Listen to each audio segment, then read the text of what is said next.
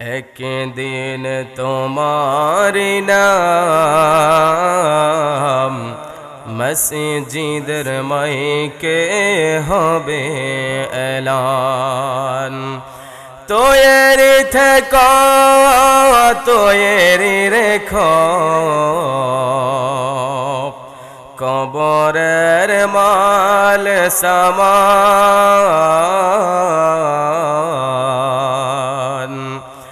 একদিন তোমারি নাম মসজিদের মাইকে হবে এলান।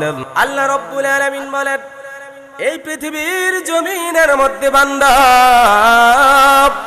তুমি আসার জন্য আমি আল্লাহর কাছে দরখাস্ত করো নাই, তুমি প্রার্থনা করো নাই।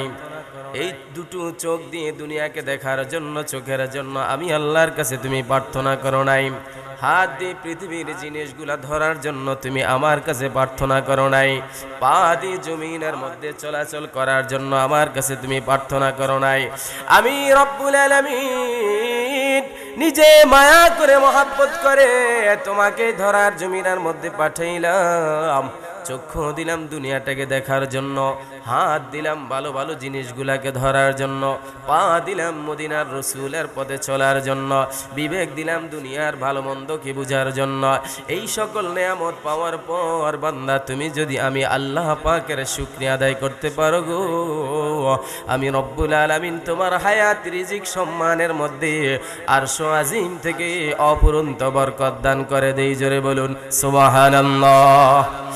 আল্লাহর হাবিব রসুল আরবি দু জাহানের বাদশা নবী, হাসরের ময়দানের কান্ডারি প্রিয় নবী, আজ থেকে ১,৫০০ বছর আগে মদিনার রসুল মদিনার মিম্বর থেকে নুরানি জবান মোবারক দ্বারা জানিয়েছেন, মান জাআলাল কুরআনা ইমামাহু কাদাহু ইলাল জান্নাহ। এই পৃথিবীর জমিনের মধ্যে যারা কোরআনকে ইমাম বানাবে, কোরআনকে যারা নেতা বানাবে, কোরআন অনুযায়ী যারা তাদের জীবনকে পরিচালনা করবে, ফাআহাল্লা হালালাহু ওয়া হাররামা হারামাহু, কোরআন যেটাকে হালাল বলেছে তা হালাল হিসাবে মানবে, কোরআন যা হারাম বলেছে তা থেকে সে বিরত থাকবে। এই পৃথিবীর জমিনের মধ্যে যারা কোরআন অনুযায়ী জীবন পরিচালনা করবে, আল্লাহর হাবিব রসুল আরবি দু জাহানের বাদশা নবী জানিয়ে দিয়েছেন, হাসরের ময়দানে কোরআনকে ইমাম আর নেতা বানার কারণে কিয়ামতের ময়দানে কোরআন তাদেরকে টেনে টেনে জাহান্নাম থেকে মুক্তি দিয়ে আল্লাহ পাকের জান্নাতে পৌঁছে দিবে। জোরে বলুন সুবহানাল্লাহ। ইয়া রাসূলুল্লাহ ইয়া হাবিবাল্লাহ ইয়া রাসূলুল্লাহ বল্লাহ ইয়া রাসূলুল্লাহ, তুমি জীবন তুমি মরণ, আধার ঘরের তুমি আপন, তুমি জীবন তুমি মরণ, আধার ঘরের তুমি আপন, তুমি মোদের পারের তরে, তুমি মোদের পারের তরে, তুমি নিদানে তরানে বলা ইয়া রাসূলুল্লাহ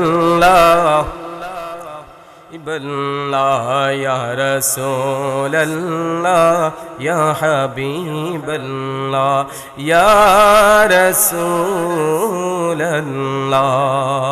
তুমি মোদের আশার আলো, তাই তো তোমায় বাসি ভালো, তুমি মোদের আশার আলো, তাই তো তোমায় বাসি ভালো, হৃদয় নামের ফুলদানিতে গেথে রেখেছি প্রেমের মালা ইয়া রাসূলুল্লাহ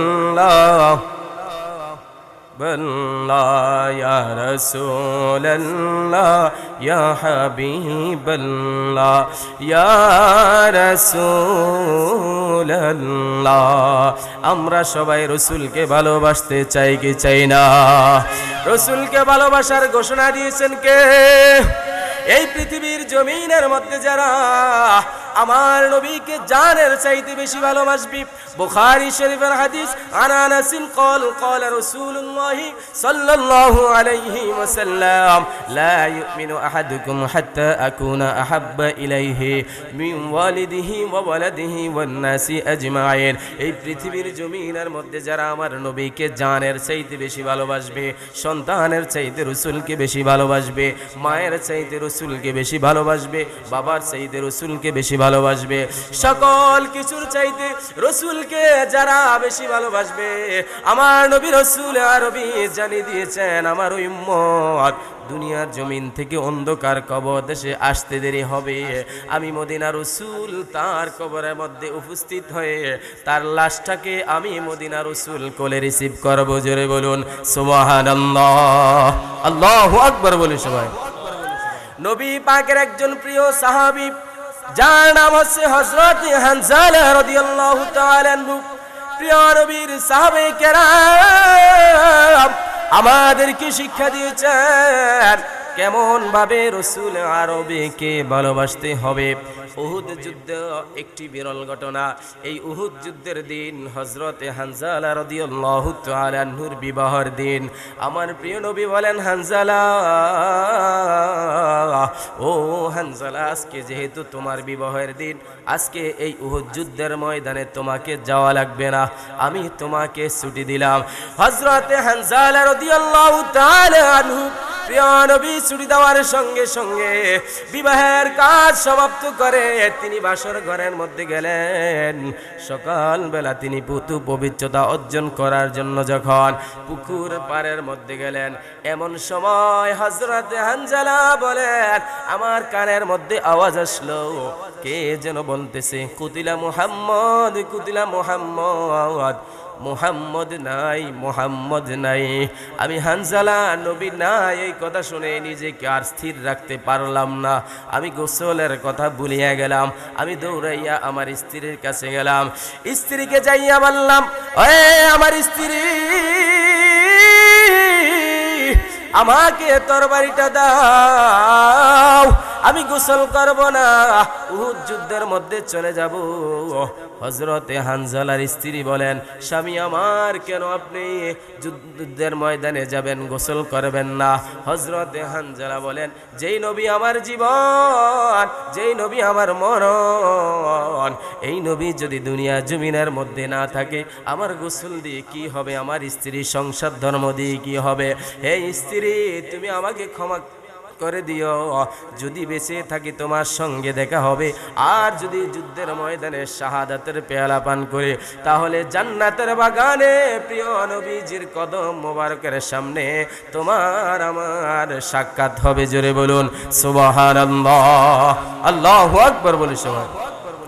হযরত হানজালা রাদিয়াল্লাহু তাআলা আনহু স্ত্রীর কাছ থেকে বললেন, ওগো আমার স্ত্রী, গতকাল তোমার সঙ্গে আমার বিবাহ হয়েছে, আজকে যুদ্ধের ময়দানের মধ্যে আমি চলে যাই, যদি আমি যুদ্ধের ময়দানের মধ্যে শহীদ হয়ে যাই, তোমার সঙ্গে আমার দেখা হবে জান্নাতে প্রিয় নবীজির কদম মোবারকের সামনে। এই কথা বলে হযরতে হানজালা নবী প্রেম অন্তরের মধ্যে লইয়া তরবারিটা হাতের মধ্যে নিয়ে উহুদ যুদ্ধের দিকে রওনা হয়ে গেলেন। যেই কাফের বেঈমান মুশরিকেরা আমার প্রিয় নবীজির শরীর মুবারকের মধ্যে আঘাত করেছেন, হযরতে হানজালা বলেন, আমি উহুদ যুদ্ধের মধ্যে ঢুকে গেলাম। কাফের বেঈমানদের আমি আমার তরবারি দিয়ে আক্রমণ করতে করতে অনেকগুলা কাফের বেঈমানকে দুনিয়া থেকে সরিয়ে দিলাম। প্রিয় নবীজির মোহাব্বত কলিজার মধ্যে ধারণ করে আমি যখন যুদ্ধের ময়দানে ভিতরে প্রবেশ করলাম, চতুর্দিক থেকে কাফের বেঈমান নবীর দুশমনেরা আমার উপর ঝাঁপিয়ে পড়লো, আমাকে তীর বল্লম মারা শুরু করলো, আমাকে আঘাতের পর আমাকে আঘাত শুরু করে দিল। একটা নয়, দুইটা নয়, শত শত আঘাতের পর প্রিয় নবীজির সাহাবী হযরতে হানজালা উহুদ যুদ্ধের ময়দানে নিজের নিজের জীবনের তাজা রক্ত দিয়ে শাহাদাতের পেয়ালা পান করে জান্নাতের মেহমান হয়েছেন। জোরে বলুন সুবহানাল্লাহ। রাসূল তোমায় ভালোবাসি মনের হৃদয় উজাড় করি, বুকের মাঝে জ্বালায় আমার, দূর হবে তোমার দিদারে, দূর হবে তোমার দিদারে। ও গো আমার নূরের নবী, দেখিতে চাই তোমার নূরের ছবি, মায়া যদি লাগে তোমার, নাও নামদের আপন করে, রাসূল তোমায় ভালোবাসি মনের হৃদয় উজাড় করি। বন্ধুগণ আমার, বাবাজিরা আমার, হযরত হানজালা রাদিয়াল্লাহু তাআলা আনহু যুদ্ধের ময়দানে গিয়ে শহীদ হয়েছেন, দুনিয়া থেকে বিদায় হয়ে গেলেন, শাহাদাতের পেয়ালা পান করেছেন। এইদিকে আমার মদিনার রাসূল জানিয়ে দিয়েছেন, যারা উহুদ যুদ্ধের ময়দানে শাহাদাতের পেয়ালা পান করেছেন, সকল যারা শহীদ হয়েছেন তাদেরকে বিনা গোসলে দাফন করে দাও।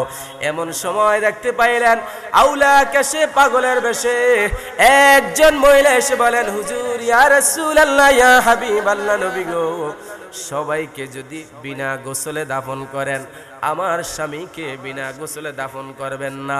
ইয়া রাসূলুল্লাহ, নবী গো, আমার স্বামীর উপর গোসল ফরজ। ফরজ গোসল করার জন্য যখন পুকুরের কিনারার মধ্যে গেল, কে যেন বলল, কুতিলা মুহাম্মদ, আপনি রাসূল নাই, আপনি রাসূল নাই। এই কথা শুনিয়া আমার স্বামী গোসলের কথা বলিয়া যুদ্ধের ময়দানের মধ্যে চলে এসেছেন।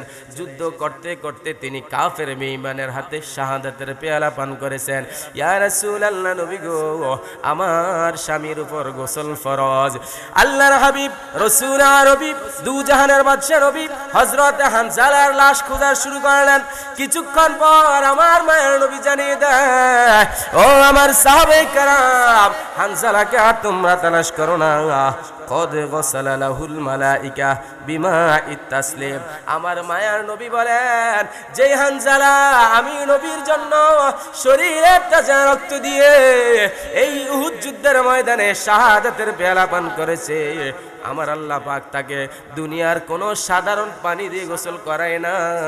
ফেরেশতারা মিছিলের মাধ্যমে হানজালার লাশ আকাশের মধ্যে নিয়ে আমার আল্লাহ পাক যা বেহেশতের তসলিম নহরের পানি দিয়ে হানজালাকে গোসল করে দিয়েছেন। জোরে বলুন সুবহানাল্লাহ, আল্লাহু আকবার বলুন সবাই।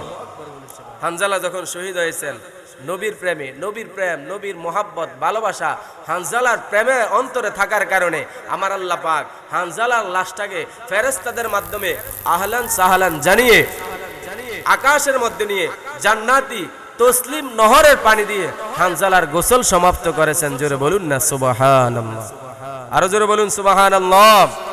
রাসূলকে ভালোবাসলে দুনিয়া এবং আখিরাতের দাম কম না বেশি? জোরে বলুন না, কম না বেশি? সাহাবায়ে কেরাম নিজের জীবনের চাইতে আমার রাসূলকে ভালোবাসার কারণে আমার মায়ার নবী সাহাবায়ে কেরামকে দুনিয়া থাকা অবস্থায় জান্নাতের সার্টিফিকেট দিয়েছেন। জোরে বলুন সুবহানাল্লাহ। আল্লাহুম্মা সাল্লি আলা মাওলানা মুহাম্মদ ওয়া আলা আলি সাইয়্যিদিনা মুহাম্মদ। আল্লাহুম্মা সাল্লি আলা মাওলানা মুহাম্মদ ওয়া আলা আলি মাওলানা মুহাম্মদ। গভীর মনোযোগ। উহুদ যুদ্ধ শেষ হয়ে গেল। বিকালবেলা আজুজা একজন বৃদ্ধ মহিলা কেরাম ডাক দিয়ে বলতেছেন, মা ও মা, আপনি বুঝি এখন এসেছেন? এই উহুদ যুদ্ধের ময়দানে রাসূলের প্রেমে দেওয়ানা হয়ে নবী প্রেম অন্তরের মধ্যে লইয়া যুদ্ধ করতে করতে আপনার বাবা এই দুনিয়ার জমিন থেকে শাহাদাতের পেয়ালা পান করে মহান আল্লাহ পাকের দিদারে চলে গেছেন। জোরে বলুন না আল্লাহু আকবার। ওই মহিলাটা দেখেন নবীর জন্য কত বড় পাগল, নবীর জন্য কত পাগল, নবীর জন্য কত দেওয়ানা। উনি যখন যুদ্ধের ময়দানে প্রবেশ করেছেন, সাহাবায়ে কেরাম বলতেছেন, আপনি বুঝি এখন এসেছেন? এই যুদ্ধের ময়দানে যুদ্ধ করতে করতে আপনার বাবা শাহাদাতের পেয়ালা পান করেছেন। তিনি আরেকটু সামনে যখন গেলেন, আবার একদল সাহাবী বলেন, মা ও মা, আপনি বুঝি এখন এসেছেন? এই উহুদ যুদ্ধের মধ্যে নবীর জন্য যুদ্ধ করতে করতে আপনার স্বামী কাফের বেঈমানের সঙ্গে যুদ্ধ করতে করতে তীর বল্লমের আঘাত খেয়ে শাহাদাতের পেয়ালা পান করে অন্ধকার কবর দেশের যাত্রী হয়েছেন। জোরে বলুন না আল্লাহু আকবার। এই মা আবার যখন আরেকটু সামনে গেলেন, আরেক দল ফেরেশতা বলতেছেন, সাহাবায়ে কেরাম জানিয়ে দিতেছেন, মা আপনি বুঝি এতক্ষণে এসেছেন এই উহুদ যুদ্ধে রাসূলকে বাঁচানোর জন্য? যুদ্ধ করতে করতে আপনার দুইজন ছেলে শাহাদাতের পেয়ালা পান করে অন্ধকার কবর দেশের যাত্রী হয়েছেন। এইভাবে যখন একবার বাবার কথা বলেছেন, বাবা নাই দুনিয়া জমিনের মধ্যে, শাহাদাতের পেয়ালা পান করেছেন। আরেকটু সামনে গেলেন, বললেন আপনার স্বামী শাহাদাতের পেয়ালা পান করেছেন, আপনার দুইজন ছেলে দুনিয়ার জমিন থেকে শাহাদাতের পেয়ালা পান করেছেন। ওই মহিলা ডাক দিয়ে বলেন, হে আমার সাহাবায়ে কেরাম, আমার বাবার জন্য আমি আসি নাই, আমার স্বামীর লাশের কথা শোনার জন্য আমি আসি নাই, আমি আমার দুইজন কলিজার টুকরা সন্তানের লাশের খবর শোনার জন্য আমি আসি নাই। আমি এই উহুদ যুদ্ধের মধ্যে এসেছি আমার সন্তান, আমার স্বামী, আমার স্ত্রী, অন্য কোনো কারো জন্য নয়। আমি এই উহুদ যুদ্ধের মধ্যে এসেছি আমার মায়ার নবী, দয়ার নবীর নূরানি চেহারা মোবারক একটি নজর দেখার জন্য। জোরে বলুন সুবহানাল্লাহ, আল্লাহু আকবার বলে সবাই। বাবার কথা ভুলে গেলেন, স্বামীর কথা ভুলে গেলেন, সন্তানের কথা ভুলে গেলেন। একজন মা সর্বপ্রথম তার গার্ডিয়ান হলো, অভিভাবক হলো তার বাবা। একজন মা তার গার্ডিয়ান অভিভাবক হলো তার স্বামী। একজন মা তার ফিউচারের ভবিষ্যতের অভিভাবক হলো তার সন্তান। তার দুইজন সন্তান দুনিয়ার জমিন থেকে বিদায় নিয়ে চলে গেল। মা বলেন মনের মধ্যে কোনো কষ্ট নাই, তার স্বামী শাহাদাতের পেয়ালা পান করেছেন। মা বলেন মনের মধ্যে কোনো কষ্ট নাই, তার বাবা শাহাদাতের পেয়ালা পান করেছেন। মা বলেন আমার মনের মধ্যে কোনো কষ্ট নাই। ও আমার সাহাবায়ে কেরাম, তোমরা শোনো না, আমার স্বামী, আমার বাবা, আমার সন্তান দুনিয়ার জমিনের মধ্যে নাই, আমি বিন্দু পরিমাণও কোনো কষ্ট পাই না। যেই মাত্র মায়ার নবীজির নূরানি চেহারা মুবারক আমি দেখেছি, দেখার সঙ্গে সঙ্গে আমার সমস্ত কষ্ট দূর হয়ে গিয়েছে। জোরে বলুন সুবহানাল্লাহ। নবী নবী করে আর কত কাল আমি কাঁদব, নবী নবী করে আর কত দিন আমি কাঁদব। আপন নয়নে কবে জানি, আপন নয়নে কবে জানি নূর নবীকে আমি দেখব।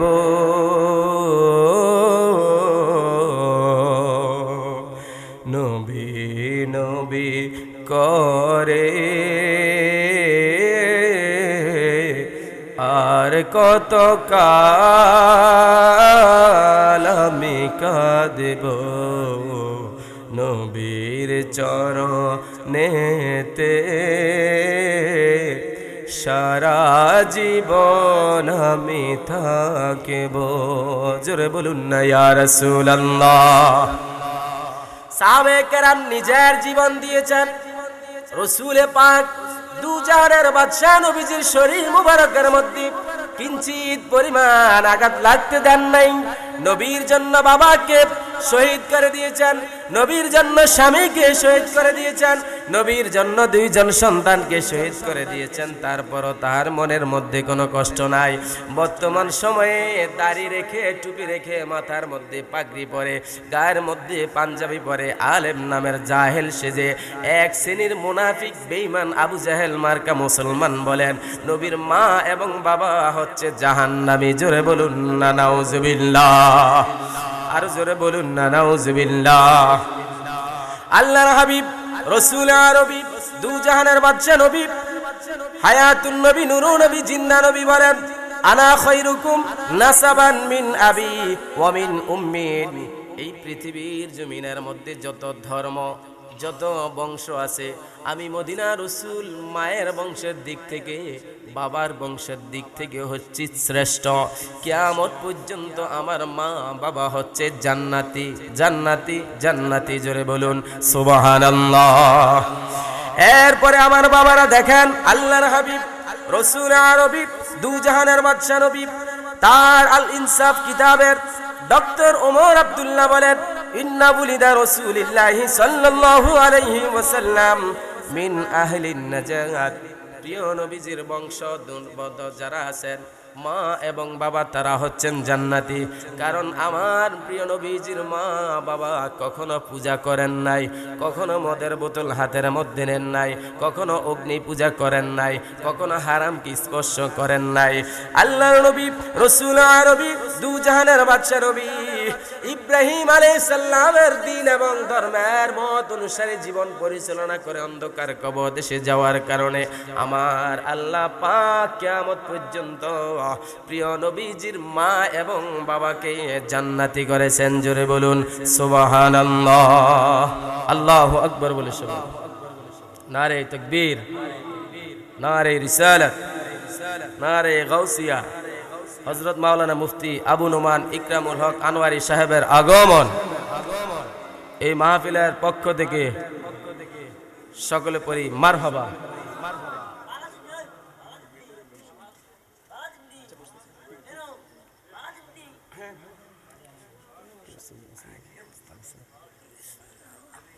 তো রফিকুল্লাহ আফসারি, সে তো আর আফসারি নাই, সে বলে আমার নবীর মা বাবা নাকি জাহান্নামী। জোরে বলুন না নাউজুবিল্লাহ। সাহাবায়ে কেরাম তারা তাদের জীবন, তাদের মায়ের জীবন, বাবার জীবন, সংসার, ধর্ম সব শেষ করে দিয়েছেন। রসুলে পাকের আরবির কিঞ্চিত পরিমাণ মান সম্মান নষ্ট হয় এমন কোন বাক্য তারা জবান দিয়ে বের করেন নাই। আজকে যারা প্রিয় নবীজির উম্মত দাবি করে রসুলে পাকের মা বাবাকে জাহান্নামী বলে ঘোষণা দেয়, তারা কখনো মুসলমান হতে পারে না। তারা হচ্ছে বর্তমান সময়ের সবচেয়ে বড় আবু জাহেল, উতবা, সাইবা। কথা বলেন ঠিক কি না? আল হাবিলিল ফতোয়া কিতাবের মধ্যে এসেছে, মুসলিম শরীফের শরহ ফাথুল মুনিমে এসেছে, ওয়ারাকা ইবনে নাওফিল তিনি রসুলে পাক থাকা অবস্থায় পৃথিবীর জমিনের মধ্যে আগমন করেন নাই। নবী পাক দুনিয়াতে আগমন করার আগেই তিনি দুনিয়ার জমিন থেকে বিদায় নিয়ে অন্ধকার কবর দেশে চলে গেছেন। রসুলে পাকের প্রতি ঈমান কালিমা পড়ার কোনো সুযোগ হয় নাই। তারপর আমার নবী বলেন, হে সাহাবায়ে কেরাম তোমরা শুনে নাও, ওয়ারাকা ইবনে নাওফিল যাকে তোমরা কিস হিসাবে জানো, ওয়ারাকা ইবনে নাওফিল তিনি জান্নাতের মেহমান। আল্লাহ পাক তাকে জান্নাতে বসবাস করার স্থান দিয়েছেন। জোরে বলুন সুবহানাল্লাহ।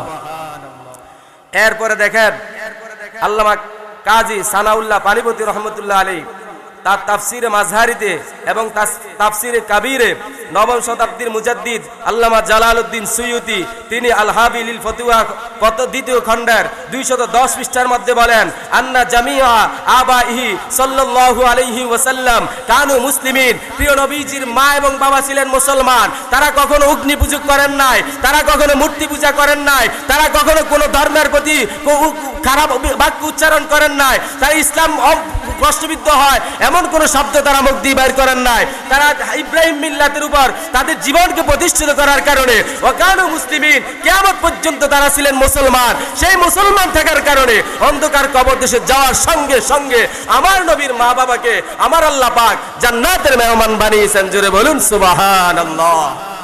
কত বড় গাদ্দার, কত বড় দুশমন।